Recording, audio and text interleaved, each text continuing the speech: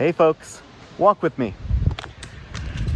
I put out a video a few weeks ago, or I don't remember exactly how long ago at this point, about fostering community.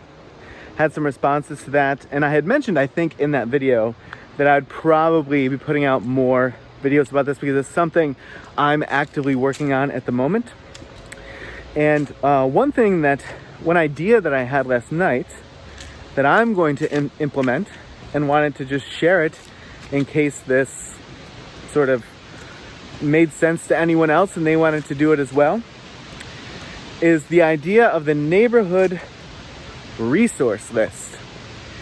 Now, what this means is gathering a list of people in your community that have things that other people may want or need. And this can be goods, services, skills, whatever.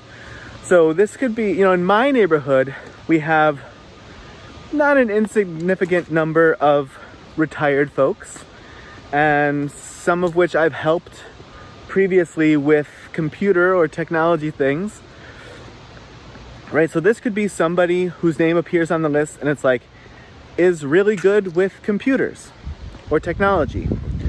Or so-and-so has a wheelbarrow that they're happy to let you use if you need one. Or a weed whacker. Or something that's like, if I need a wheelbarrow for like a week a year, or even as like a one-off, I don't know when I'll ever need one again. It's like, do we all have to spend money on everything all the time and then find some place to store it or stash it until or if we ever need it again? No. It's really dumb. There's a lot of good ways to use money or to save money, and it doesn't mean that we have to all own one piece of everything all the time. Especially when you live in a community, shouldn't that be part of the benefit to living in a community is you have an ability and a want to share resources? Okay, enough soapbox. So it can be, this person is great with technology. This person has a wheelbarrow that they are happy to loan. It could also be, this person loves dogs and they will happily dog sit for you. Or if you're stuck at work or whatever, they will walk your dog. Or so-and-so loves to babysit. Loves to garden. Oh, that's another one. This just happened to me. My neighbor had, 50, something like that, extra peppers that he couldn't finish before the plants were going to die because of the frost. And he said, come over if you want peppers. You can take as many as you can carry. And he wasn't kidding. But by the time I left, he was like, okay, I'm gonna pull the plants up now. There was still 20, 30 on the vine, something like that.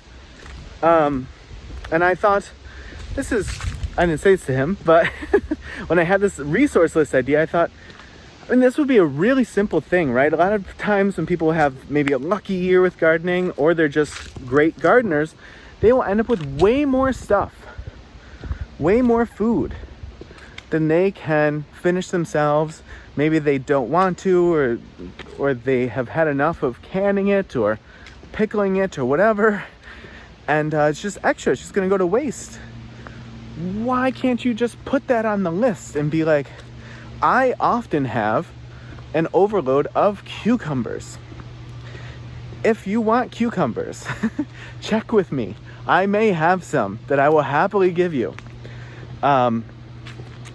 Or even if you create a lot of compost, this could be an interesting one. If you create a lot of compost, offering some compost to people throughout the gardening year. Certainly handyman stuff, right? Anything electrical, handiwork, stuff where you're like, I just love to work with my hands. I love to repair lawn mowers and robots. I love to just tinker with things. So if something pops up, let me know. I'll happily take a look at it.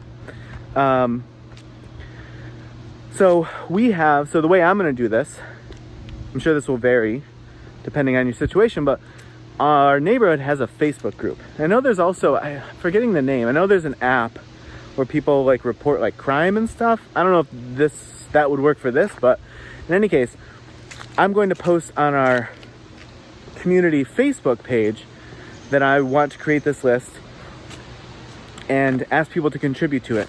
And I probably will just make a Google sheet and allow people to request access and edit it. And then you just add their stuff in. Or, I don't know, or I may vet a little bit more and have them message me, and then I'll get the info and plug it in myself. We'll see. But my point is I'm going to utilize this Facebook community page or neighborhood page to create this resource list. But if you don't have that, and you don't have any other, I don't know, technology driven access, you may just have to go door to door. And for somebody like me, that could feel overwhelming and unnerving. But I'd like to think that if the Facebook post thing doesn't work, that I would do that. And I will let you know if I do. I would have to muster my introverted courage to do it, but I think it could be such a valuable thing to have, this list. And like I said, people don't have to endlessly buy stuff that they probably don't really need to be owning, and save that money for something else. And also getting to know other people's skills, other people's needs, and sort of see where that takes the community, right? That could open up a lot of doors, I feel. But that's my quick-ish thought for today. If you do end up doing this, be really curious to hear the outcome in the comments. Know what you did and how it worked out, anything you might sort of adjust or change or what have you. And I'll report back on what happens on my end, and certainly we'll talk about any sort of further iterations of this, right? We got this in place, and now it actually opened up an opportunity for us to do this as well. That's my hope, but one step at a time before I get too far ahead of myself, which is always the case.